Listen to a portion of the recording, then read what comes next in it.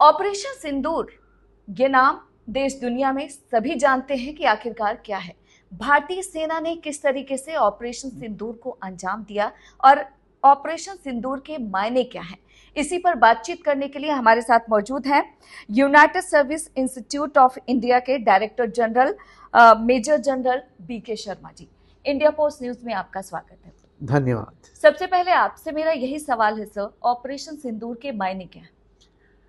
Operation सिंदूर basically, सिंदूर तो एक emotional नाम दिया हमने, क्योंकि जिस तरीके से टेररिस्ट ने हमारी माँओं बहनों का सिंदूर जो है वो मिटाया, ये टेररिस्ट एक्शन से पहलगाम में, ये उसका एक बदला है।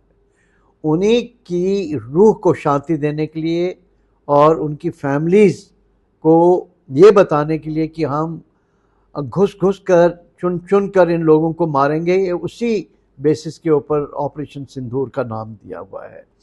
और ये ऑन ग्राउंड जो है, जिस तरीके से ये ऑपरेशन किया गया, आप देखें कि शुरू में पहली ही रात में हमने 9 टेररिस्ट कैंप्स को, जिसमें पंजाब के जो कैंप्स हैं मुरीद के, जो लश्कर तैयबा का गढ़ है, बहावलपुर जो जैश मोहम्मद का गढ़ है, और जो बाकी कोटली और मुजफ्फराबाद के कैंप्स हैं जो कि हिजबुल मुजाहिदीन का गढ़ है, वहाँ पे पिन पॉइंट मिलिट्री स्ट्राइक्स की हैं। और उसमें हफीज़ सैयद, जो कि एक बहुत ही बड़ा टेररिस्ट है, उसकी फैमिली, उसके और टेररिस्ट साथी, और तकरीबन 100 टेररिस्ट को हमने इसमें एलिमिनेट किया है। तो ये पूरा ऑपरेशन सिंदूर है। लेकिन ऑपरेशन सिंदूर जो है वो टेररिस्ट स्ट्राइक तो हमारा सिर्फ एम वहाँ तक था, लेकिन जिस तरीके से एक टेररिस्ट स्टेट जो पाकिस्तान है और वहाँ की पूरी आईएसआई मिलिट्री इस्टेब्लिशमेंट उनके साथ मिला हुआ है, उन्होंने जब उसका रिटेलिएशन किया तो फिर ये इसकी दूसरी फेज़ जो है सिंदूर की शुरू हुई, जिसमें ना ही हमने उनके जो जितने भी ड्रोन और मिसाइल अटैक्स को रोका, बट हमने उनके फिर मिलिट्री टारगेट्स को भी एंगेज किया, जिसमें उनके कई सारे एयरफील्ड्स और एयर बेसिस और मिसाइल स्ट्राइक्स वगैरह को काफ़ी नुकसान पहुंचा है। क्योंकि देखा जाए तो भारतीय सेना ने टारगेट सेट करके अंजाम दिया है। 9 आतंकवादी जो ठिकाने थे पाकिस्तान के, उसको तबाह कर दिया है। इसको थोड़ा विस्तार में बताइए ताकि आम दर्शक समझ पाए कि आखिरकार किस तरीके से पिन पॉइंट पर भारतीय सेना ने इसको अंजाम दिया। जी, सबसे पहली चीज़ जो है, जब भी मिलिट्री ऑपरेशंस हम प्लान करते हैं तो ज़रूरत होती है इंटेलिजेंस की। इंटेलिजेंस वो हम सैटेलाइट इमेजरीज के थ्रू लेते हैं। आजकल इतनी ज़्यादा टेक्नोलॉजी बढ़ चुकी है कि हम सब मीटर टेक्नोलॉजी का इस्तेमाल करते हैं। दूसरी चीज़ जो है हमारी इलेक्ट्रॉनिक इंटेलिजेंस है, वहाँ से क्या सिग्नल, वो आपस में क्या बातचीत करते हैं, उसको हम लेते हैं। और थर्ड चीज़ है ह्यूमन इंटेलिजेंस, हमारे जो सोर्सेज उन कंट्रीज़ के अंदर है, इस सब मिला के फिर हम पूरे उसके कोऑर्डिनेट बनाते हैं। और आज टेक्नोलॉजी जैसे अगर हमारे ड्रोन हैं, मिसाइल्स हैं, उसमें वो कोऑर्डिनेट जो है फिट करते हैं। और आज की ड्रोन और मिसाइल की टेक्नोलॉजी यह है कि उनके अंदर ऑटोनॉमस सिस्टम होते हैं, उनका अपना एक ब्रेन होता है, और वो जाके पिन पॉइंट उस तरीके से जाके वहाँ पे वो मिसाइल या ड्रोन से जो मिसाइल्स हैं वो दाग देते हैं। और एग्जैक्टली वही हुआ। और वो किस लिए हमने किया? ताकि हम उन्हीं लोगों को टारगेट करें, टेररिस्ट को टारगेट करें। ऐसा ना हो कि कोई कोलेटरल डैमेज हो के किसी सिविल पॉपुलेशन सेंटर में ये ना हो। और एग्जैक्टली उसी तरीके से एक बहुत ही प्रोफेशनल तरीके से हमने ये प्रिसीजन स्ट्राइक्स की। ऑपरेशन सिंदूर के बाद अंतर्राष्ट्रीय स्तर पर भारत की छवि को आप कैसे देखते हैं? देखिए, पूरी वर्ल्ड जो है वो एक चीज़ तो अप्रिशिएट कर रही है कि देखें इंडिया में इतनी रिजॉल्व है, इतना कॉन्फिडेंस है कि वो क्रॉस बॉर्डर टेररिज्म का जो बदला है वो एनिमी टेरिटरी के अंदर लेंगे, ठीक है। And India can take strong decision and very very strong professional military actions. तो ये बहुत सारी कंट्रीज़ ये नहीं करती। आपकी चंद एक गिनी चुनी कंट्रीज़ जो हैं जिन्होंने इस किस्म का काम किया, जैसे रशिया है, अमेरिका है, इज़राइल है। सो इस वक्त जो है इंडिया भी तकरीबन उस तरीके से है, और मेरे ख्याल में इंटरनेशनल ओपिनियन जो है वो इंडिया के हक में है कि उन्होंने एक बहुत ही मुंह तोड़ जवाब जो है वो एक टेररिज्म के खिलाफ दिया है। इसके अलावा देखा जाए तो कई पूर्व सेना प्रमुख हैं जिनके बयान सामने आए, उन्होंने कहा कि ये वक्त नहीं था सीज फायर का। आपको क्या लगता है? नहीं, देखें, कहीं ना कहीं तो कोई भी लड़ाई जो है अनएंडिंग नहीं रहती। यूक्रेन में भी तो सीज फायर हो रहा है, गाजा में भी सीज फायर हुआ, और हमारा जो पॉलिटिको मिलिट्री ऑब्जेक्टिव शुरू में था वो लिमिटेड था टू एलिमिनेट टेररिस्ट टारगेट्स। उसके बाद तो पाकिस्तान साइड ने एस्केलेट करने की कोशिश की, और जब ये ऑफर आई पूरी सीज फायर की तो ये पाकिस्तान की तरफ से आई है। हो सकता है उनके ऊपर अमेरिका का प्रेशर रहा हो, राइट, क्योंकि वहाँ से भी उनकी जो लीडरशिप है, वैंस जो उनके वाइस प्रेसिडेंट हैं, उनके जो रूबियो जो उनके फॉरेन मिनिस्टर की तरह हैं, उन्होंने आसिफ मनीर के साथ बात की है जो चीफ ऑफ आर्मी स्टाफ है, और उन्होंने वहाँ से इंक्लिनेशन दिया कि हाँ हम सीज फायर के लिए तैयार हैं। फिर उन्होंने हमसे बातचीत की ये सीज फायर के बारे में। लेकिन मैं ये सोचता हूँ कि शायद हमें कुछ और इसमें डेलिब्रेशन करनी चाहिए थी कि पाकिस्तान को इतनी जल्दी उन पे विश्वास नहीं करना चाहिए था। कुछ कंडीशंस हमें क्लैरिफाई करनी चाहिए थी कि क्रॉस बॉर्डर टेररिज्म को लेके पाकिस्तान क्या एक्शन टेररिज्म के खिलाफ लेता है, क्या गारंटीज है कि वो दोबारा से जो है वो इस सीज फायर का ब्रीच ना करें।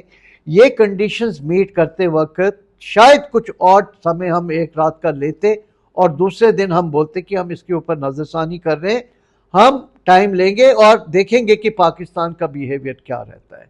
तो एब्रप्टली जिस तरीके से ये सीज फायर आई और फिर पाकिस्तान ने उसको ब्रीच किया, फिर दोबारा बात हुई और फिर कल शाम उन्होंने फिर ड्रोन अटैक्स किए, तो उससे मैं ये बोल रहा हूँ कि थोड़ा सा इसके जो ऑप्टिक्स हैं मेरे ख्याल में आगे के लिए, इन फ्यूचर के लिए उसके ऊपर और ज़्यादा गौर करने की जरूरत है। क्योंकि देखा जाए तो ऑपरेशन सिंदूर के बाद जिस तरीके से वॉर में चले गए, शुरुआत पाकिस्तान की तरफ से ही हुआ क्योंकि भारत ने तो आतंकवादी ठिकानों को ही ध्वस्त किया था।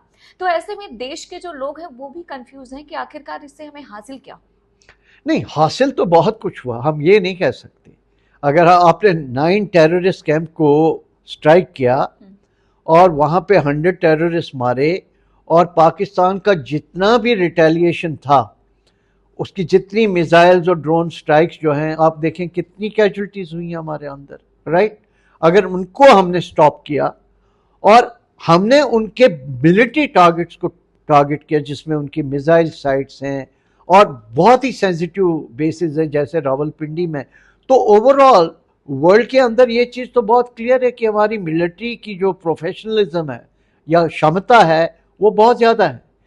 लेकिन दूसरी तरफ से ये सवाल डेफिनेटली एक कॉमन सिटीजन के अंदर उठते हैं कि जब हम विनिंग साइड पे थे, जब हमारा पलड़ा पाकिस्तान के खिलाफ भारी था, तो अचानक से हमने क्यों सीज फायर की, और वो अगेन पाकिस्तान ने तो उसकी सीज फायर की वायलेशन इमीडिएटली कर दी। तो ये चीज़ शायद गवर्नमेंट इसके ऊपर भी जो है वो गौर कर रही है, और इसी वजह से गवर्नमेंट ने, हमारे प्राइम मिनिस्टर ने और हमारे फॉरेन मिनिस्टर ने ये बिल्कुल स्पष्ट कर दिया है कि हम कोई भी थर्ड पार्टी इंटरवेंशन नहीं चाहते, और हमारा ज़ीरो टॉलरेंस है पाकिस्तान के खिलाफ। अगर उन्होंने कोई भी ऐसी कार्रवाई की तो उसका हम मुंह तोड़ जवाब देंगे, और अगर अब बात होगी तो दोनों मुद्दों पे बात होगी पाकिस्तान के साथ, एक है टेररिज्म और दूसरा है पाक ऑक्यूपाइड कश्मीर। तो हमारी जो स्टांस है वो आई थिंक वो बिल्कुल क्लियर है। प्रधानमंत्री ने अपने संबोधन में कहा कि टेरर टॉक एक साथ नहीं चल सकता, अब बात होगी तो पीओके और टेरर पर ही बात होगी। लेकिन क्या आपको लगता है कि पाकिस्तान बाज आएगा अपनी हरकतों से? देखें, हमारे पास ब्रह्मास्त्र है, एक जो वाटर ट्रीटी है, इंडस वाटर ट्रीटी। अगर इसमें 3 रिवर्स जो नॉर्दर्न रिवर्स हैं, जैसे आपके पास इंडस जो लेह लद्दाख से बहते हुए पीओके अंदर जाता है, फिर झेलम है और फिर चिनाब है, और पिछले दिनों आपने देखा कि हमने चिनाब का पानी 90% लेवल तक रोक लिया था और 10% पाकिस्तान के अंदर जा रहा था। तो जितने भी डैम्स हम चिनाब रिवर के ऊपर बना रहे हैं, अगर हम उन डैम्स की हाइट ऊंची कर दें और पानी के फ्लो को रेगुलेट करें ताकि क्रॉपिंग सीजन के अंदर वह पानी रोक दिया जाए और बाकी सीजन में चला जाए। और किशन गंगा जो प्रोजेक्ट हमारा है वो झेलम रिवर के ऊपर है, उसकी हाइट बढ़ा दी जाए। और कुछ मिनी हाइडल प्रोजेक्ट अगर हम इंडस के ऊपर बनाते हैं तो उससे जो flow of water in Pakistan वो बहुत लिमिटेड रहेगा। वन, हो सकता है इस चीज़ में हमें टाइम लगे, अगले 10 साल लगे। दूसरा, जो हम पानी का फ्लो है अगर क्रॉपिंग सीजन में उसको हम रोक देते हैं तो पाकिस्तान की जो फूड सिक्योरिटी है, उनकी जो पूरी इरिगेशन है वो ख़त्म हो जाएगी। लड़ाई शायद पाकिस्तान को इतना नुकसान ना पहुंचाए जितना ये वाटर एज अ वेपन उनको पहुंचा सकता है। तो ये तो एक बहुत ही बड़ा जो ग्रेट स्टेप लिया है गवर्नमेंट ने, और हमें सबको फख्र होना चाहिए कि इतना स्ट्रॉन्ग स्टेप उन्होंने लिया है। आपके हिसाब से देखा जाए तो युद्ध तो महज चंद दिनों में ही बंद हो गया, लेकिन जिस तरीके से लगातार पाक भारत में नापाक मंसूबे को लगातार अंजाम देता है, आपको क्या लगता है कि आखिरकार पाकिस्तान किसके बलबूते पर ऐसा करता है? क्योंकि सभी जानते हैं कि पाकिस्तान जो है वो भारत से अगर युद्ध करता है तो वो टिक नहीं सकता। फिर ऐसा क्यों है कि बार बार पाकिस्तान शुरू करता है? इस चीज़ को हमें दो हिस्सों में देखना है। एक तो पाकिस्तान की जो साइकोलॉजी है, उसका जो डीएनए है, वो है टू नेशन थियोरी के ऊपर कि हम एक मुस्लिम कंट्री हैं, इंडिया एक हिंदू कंट्री, हम को एग्जिस्ट नहीं करते। एक तो वो उनके अंदर है ही है कि इंडिया को नीचा दिखाना है। और एक बुक लिखी है फाइटिंग टू द एंड, एक बहुत बड़ी स्कॉलर है प्रोफेसर क्रिस्टाइन फेयर, उनकी बुक है फाइटिंग टू द एंड, कि इनकी 71 वॉर के बाद जो इन्होंने इतनी ह्यूमिलेटिंग डिफीट देखी, ये इनके सिस्टम में आ गया है कि हम मरे भी तो हमने इंडिया को नहीं छोड़ना। एक तो वो जिहादी मेंटालिटी तो है, ऊपर से ये एक प्रॉक्सी बन चुके हैं चाइना की। ठीक है, चाइना इनको आगे लगाता है ताकि इंडिया के ऊपर एक प्रेशर बना रहे। और चाइनीज़ ने इन्हें वेपन्स भी दिए हैं, सैटेलाइट इमेजरी भी दी, टैंक्स भी दिए, फ्रिगेट्स भी दी, सबमरीन्स भी दे रहे, और वो जो डिजिटल क्या बोलते हैं, ये जो सैटेलाइट इमेजरी भी दे रहे। तो ये चाइना के बिहाफ पे भी लड़ रहे हैं। 2.5 फ्रंट हम जब बोलते तो उसका भी एक ये हिस्सा बनते हैं। तो चाइना की तरफ से भी इनको खासकर मिलिट्री सपोर्ट जो है। तीसरी चीज़ हमें ये समझना चाहिए कि कोई भी कंट्री बाहर की इंडिया को एक पावरफुल कंट्री नहीं देखना चाहती। और इवन वेस्टर्न कंट्रीज, खासकर अमेरिका, वो भी किसी हद तक एक डबल गेम करता है कि एक प्रेशर इंडिया के ऊपर लगा रहे ताकि इस वक्त हम 5th लार्जेस्ट इकॉनमी है, आने वाले चंद सालों में हम 3rd लार्जेस्ट इकॉनमी हो जाएंगे, और कुछ भविष्यवाणी ऐसी कि हो सकता है हम 2nd लार्जेस्ट कंट्री आके बन जाएं। और जो हमारा वोटिंग पैटर्न रहा यूएन के अंदर, ये आप देखें कि यूक्रेन को लेके या आप वेस्ट एशिया गाजा को लेके एक बड़ी इंडिपेंडेंट हमारी फॉरेन पॉलिसी, हम किसी की नंबर 2 बी टीम नहीं है। तो वो भी इन लोगों को जो वेस्ट वाले, और एक वो प्रेशर जो है अपने तरीके से वो इंडिया के ऊपर बनाना चाहते हैं। तो उस वजह से भी आप देखें कि जो इन्होंने कंडीशंस, जो अमेरिकन प्रेसिडेंट और उनके जो बाकी उनकी तरफ से जो कंडीशंस आई, उन्होंने इंडिया और पाकिस्तान को एक ही कटहरे में खड़ा कर दिया। बिल्कुल, जिस तरीके से अमेरिका के राष्ट्रपति ने बयान दिया, उनकी इस हरकत को आप कैसे देखते हैं? देखिए, पहले ट्रंप तो सब पूरी दुनिया जानती है कि वो मतलब एक बहुत ही एक इमैच्योर किस्म की पर्सनैलिटी है, उसमें कोई दो राय नहीं है। वो तो खुद अपने कंट्रीज़ के साथ ऐसा कर रहे हैं, यूरोप के साथ ऐसा कर रहे हैं, तो यूक्रेन के साथ उन्होंने ये किया, ताइवान के साथ ऐसा कर रहे हैं। तो वो तो उनकी ट्वीट में वो लोगों को अपॉइंटमेंट करते हैं, उनका जो है उनको सैक करते हैं। तो शायद हमें जब भी ये बातचीत सीज़ फायर की हो रही थी, हमें अपना जो जिसको बोलते हैं पर्सपेक्टिव, वो क्लियरली हमें उनको बताना चाहिए था। अब क्या है कि उन्होंने तो जो करना था वो कर दिया ट्वीट से। अब क्या है, थोड़ा सा हम जिसको डैमेज कंट्रोल की बात हो रही है कि जो हमने स्टेटमेंट्स दिए कि देखें थर्ड पार्टी इंटरवेंशन हमें नहीं चाहिए, हम किसी भी इंडिपेंडेंट वेन्यू पे जाके बात नहीं करेंगे, it's a bilateral thing from between India and Pakistan, और बात होगी तो सिर्फ दो मुद्दों पे होगी, एक कि पीओके हमें वापस कर दो और दूसरी बात होगी टेररिज्म के ऊपर। जी। लेकिन थोड़ी कंफ्यूजन तो बीच में पैदा हुई ना। लगता है कि इस जगह पे भारत से थोड़ी सी चूक हो गई? खैर कई जब ऐसे नहीं है कि कोई हर चीज परफेक्ट हो, एज लॉन्ग एज ये अगर चूक हुई भी है या कुछ सर्कमस्टांसेस ही ऐसे थे, लेकिन एक खुशी की बात है कि हमने बहुत जल्दी इस सिचुएशन से रिट्रीव करके अपना जो पर्सपेक्टिव फिर से अमेरिकन के सामने, अपने अपने लोगों के सामने और वर्ल्ड के सामने रखा हुआ है। क्या आपको लगता है कि जो वॉर महज चंद दिनों में खत्म हो गया, इससे भारत को ये पता चल गया कि अगर बड़ा वॉर होता है तो पाकिस्तान के साथ कौन है और हमारे साथ कौन है? ये तो बिल्कुल सही है। आप देखें, पाकिस्तान के साथ अजरबैजान, टर्की और चाइना बिल्कुल खड़े थे। देर आर रिपोर्ट्स कि टर्की का एक शिप भी आया जिसमें उन्होंने ड्रोन्स इनको सप्लाई किए। चाइना की तो जो मदद उनको मिली वो तो सबको पता है। बाकी जो वर्ल्ड थी वो इंडिया का जो पर्सपेक्टिव टेररिज्म के लेके था उसके ऊपर ज़्यादा बातचीत नहीं हुई।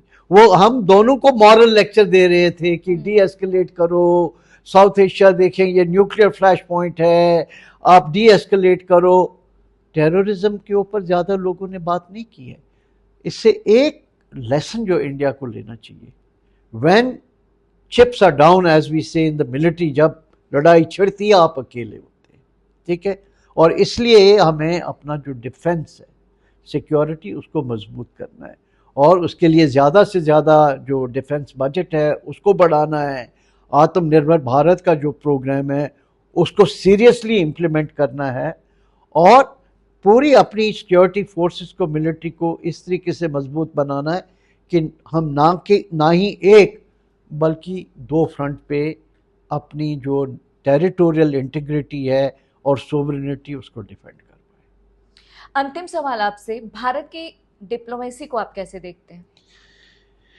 भारत की डिप्लोमेसी देखें, बहुत ही अच्छी डिप्लोमेसी है, मैं ये कहना चाहता हूँ, क्योंकि जो एक यूनिक हमने पोजीशन ली है वो है strategic autonomy and multi vector engagement based on our interest. So everybody is praising India, क्योंकि कई सारे लोग बोलते हैं कि हम एक स्वीट स्पॉट में इस वक्त हैं क्योंकि हमने किसी कैंप को ज्वाइन नहीं किया, वो लोग आपस में लड़ते रहे और जो हमने G20 की जो प्रेसिडेंसी हमारी थी उसमें जिस तरीके से वो रेजोल्यूशन बन के आई और पूरे वर्ल्ड ने ये सोचा कि हम G20 कंट्री के एक लीडर बने हैं, तो वो एक पॉजिटिव है। हाँ, कुछ हो सकता है कि कई सारी जो छोटी मोटी खामियां भी रह जाती हैं। हर डिप्लोमेसी इज़ नॉट कि every time you get 10 out of 10।